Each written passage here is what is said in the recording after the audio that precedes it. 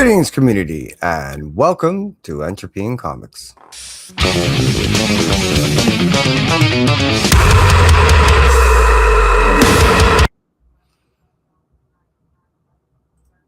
I'm Kevin, your host, and this is Kevin's most anticipated reads tomorrow for New Comic Book Day, 8/26/2026. I appreciate each and every single one of you that cruises on through. I truly do. And for those of you that cruise in on the live, just take a moment and say hi. Las Cruces, how you do? Appreciate you. Hey, look at that. Agu, how you do? Appreciate you too. Cruising on through. And Jag, look at you. Bringing it up on the rear, and I appreciate all you guys. You're like my anchor dude, man. I appreciate you, Jag. All right, you ready to do this? Let's jump on in. Hey. Where is it? There it is. I do not have a whatnot intro, so let's just go ahead and bring in a little friend of mine that can help my conquering companion.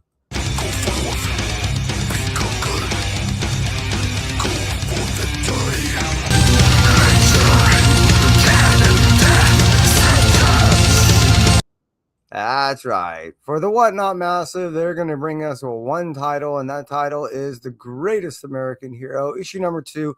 What I really appreciate the storyline is the fact that it's so wholesome, it's so pure, it's so, I don't know, it's definitely a throwback to what I recall as a kid watching the show. It's very all ages. I don't know what to really tell you. The fact that a very unlikely individual receives superhuman powers is something that we've seen before. This trope has been done before. However, not knowing how to control them and constantly having a battle with those powers as you're continuously trying to do the right thing. Now, that's something that's not usually played out on a continuous matter, along with the fact that, yes, we have an individual that is bound and determined to do the right thing because he is the right guy.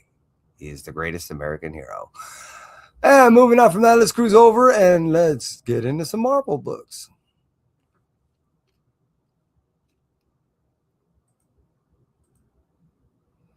Marvel's going to go ahead and first start off with Amazing Spider-Man issue number 35, or issue number 99. 999 as far as the legacy is concerned. Here we are, that penultimate until we hit the ultimate 1,000. It has been essentially a countdown for me. I am pretty behind on this book. It does come out, a minimum of 2 times and sometimes 5 times within a 2-month period. My point being is I'm definitely 5 books behind.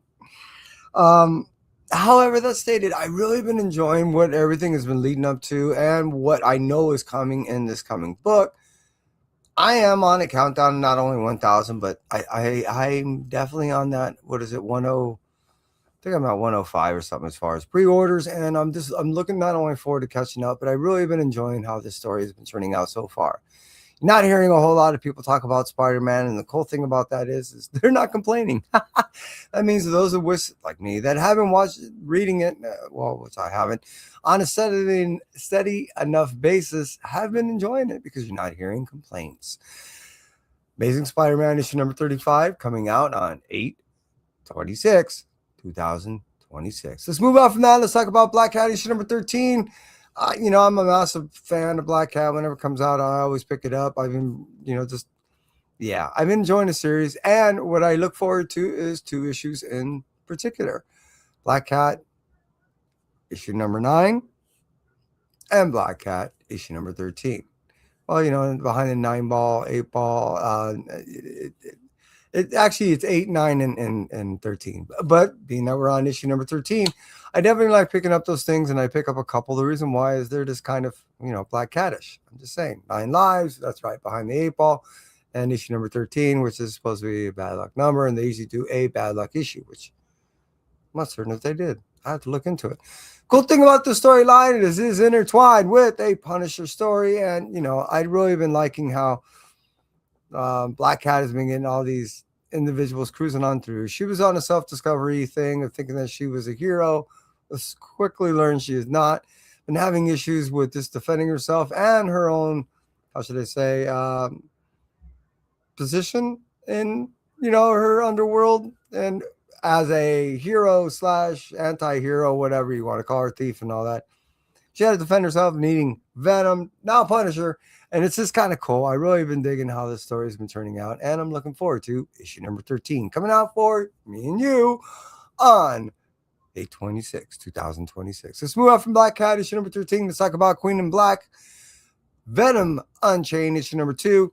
What we're getting right here is essentially Brock is getting not only his original suit back, which that's what we're getting. I mean, yeah, we saw him with Sleeper and the crossover things and all this other stuff. There's no real spoiler there because how they released all the Marvel books kind of out of order.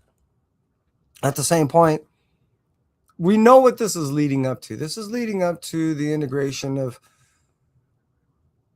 both Dylan and Dad getting back together, fighting alongside one another in this invasion, both with Noel coming in, fighting with Hela, and then essentially once they do whatever they're going to do with one another, have to fight the winner.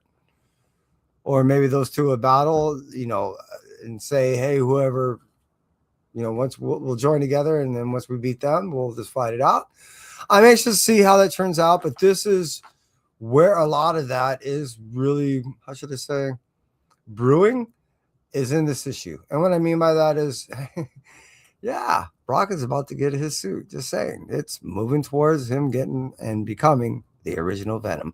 Let's move on from Queen in Black, Venom Unchanged. I've really been digging this series as far as this whole Queen in Black series is concerned. And let's talk about the last Marvel book on the list, which is Sorcerer Supreme issue number 9. Now, the reason why I want to press on this is this also is a penultimate book in the sense of once issue number 10 comes out, we're done with the Sorcerer Supreme. Hopefully we end up getting Doctor Strange back on this planet. He has been either cast aside in like a limbo place, an astral plane. He's always looking for his body for the past almost seemingly 3 years. He's only been in his body, I want to say, around 4 or 5 months of it. He's been working with Angela. He's been fighting he's been in, he's been having a tough time. He's been having a great difficult time. And if he wouldn't have got in any of the blood hunt type stuff and just stayed out of a lot of the stuff, he would have been fine.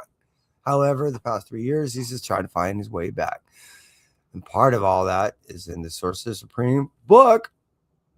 And it is leading back to Doctor Strange coming back. I can't wait for Steven to come back to his original book, Sorcerer Supreme, and retaining his original title. Yeah, it's interesting. And it starts again, kind of using the same loop right here in Sorcerer Supreme issue number 9. Hey, let's move out from the Marvel books and let's talk a little Image.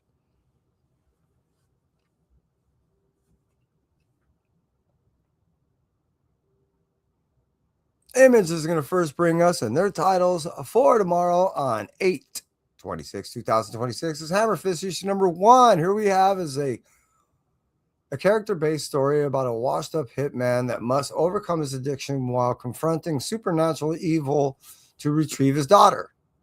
I did it. It almost seems like, what was that movie where that dude's daughter got kidnapped? It's almost like a supernatural version of that. And I'm in. This seems cool. Because it's going to be gritty, it's going to be supernatural. It breaks tropes somewhat, and it does provide a little realism when you go ahead and you start integrating real life problems into the storyline. So I am looking forward to, and just missed my most anticipated read. Where are my books? Oh my God, they're behind me. But hey, you know what? Hammer Fist issue number 1 coming out tomorrow. I highly recommend that book. Like I said, it just missed my most anticipated read. Let's move after that. Let's talk about Eye Collector issue number 3. Okay. I've yet to read issue number 2. However, I did skim through it. And as I told you before, issue number 1 was about a group of individual astronauts that are going around on a trek around what it seemed like the moon, and then caught the eye of like a supernatural power, decided to go ahead and cruise back to Earth. And it seemed like it was following everyone and then torturing them, messing with them at the same point. This is sick. It's cool. It does have a touch, a feel, a taste of that event horizon type thing, and it's kind of cool. It does take off in its own little place. I'm anxious to get into issue number 2 and truly read it as opposed to skim through it. Issue number 3 comes out tomorrow, and I'm looking forward to just kind of reading them back to back. Eye Collector, issue number 3.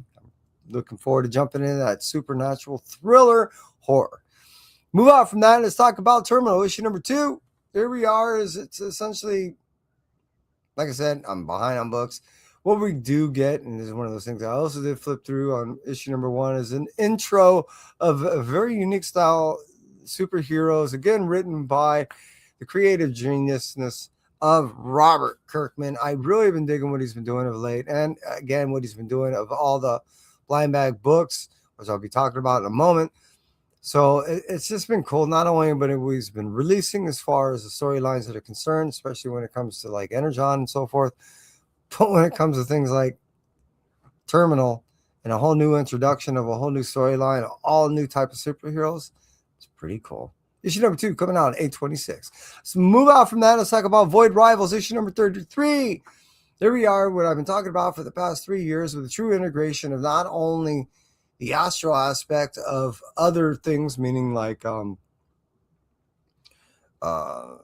Transformers, in which that are usually not necessarily the mainline Transformers, but are recognizable Transformers there, and nonetheless have integrated their ways into the Void Rivals to give Void Rivals a substance of where they're going in the Energon universe. That stated, I think it caught most people kind of sideways, and myself included, when it came to the fact that they included storyline from Rom into this whole Void Rivals type thing. It's so cool when we end up getting substance from other storylines, integrating their ways into a mainline story, and then utilizing them as catalysts of not only that main storyline, but to bridge onto in other stories, meaning like Transformers into the Cybertron style storyline, or even when eventually when you're going to end up seeing stuff that comes into Earth when we come to talk about like things like Mask or even G.I. Joe.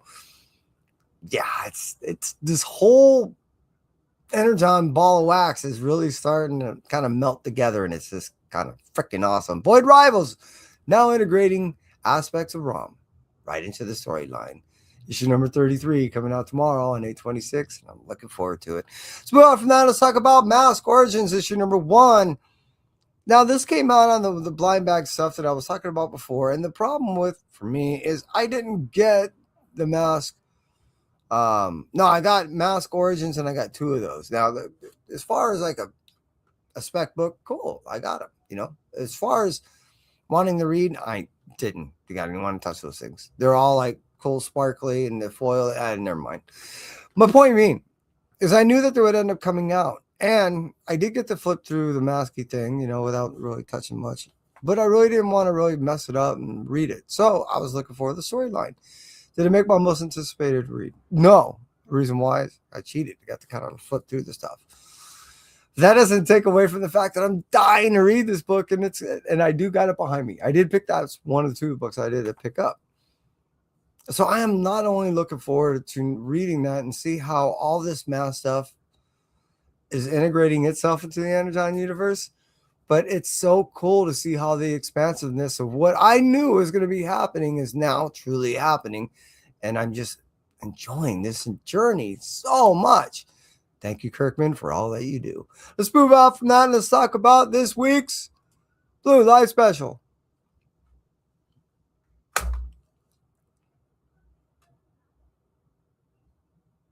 This week's Blue Light Special is ROM, issue number 1. Yeah, it's still Energon Universe, and it's the reason why it's this week's Blue Light Special is, like I said, I didn't get to read this thing when I got those, books out. Okay, so I like I said, I'm really loving how all this Energon Universe is happening. I was never reading Transformer stuff before. I was never really reading any G.I. Joe stuff before. I am the last person to ask any of the historical information on these books because I truly don't know it when it comes to all the stuff in the 80s and that was coming. But when it comes to now, oh my God, this stuff is so enjoyable, so amazing interwoven and intertwined as far as storyline is concerned, and how it's expanding on this Energon universe by utilizing each story and each volume of each storyline out there to compound one on a pre-existing storyline and making it better, but two, expanding the universe that the storyline resides on. I'm digging it. I really am liking how all this is turning into just one massive, enjoyable Energon universe. For those of you that cruise on in, Fish Cat, I appreciate you. Dude, man, coming on in on the late, I can't even speak. I appreciate you cruising on in, man. I truly do. And all of you, Agu, Las Cruces, Jags, and anyone that may cruise in on the rewind, thank you very much. And hey, if you hung out this late, consider like, subscribe, and until next time, that's it for me. NCBD, you take care.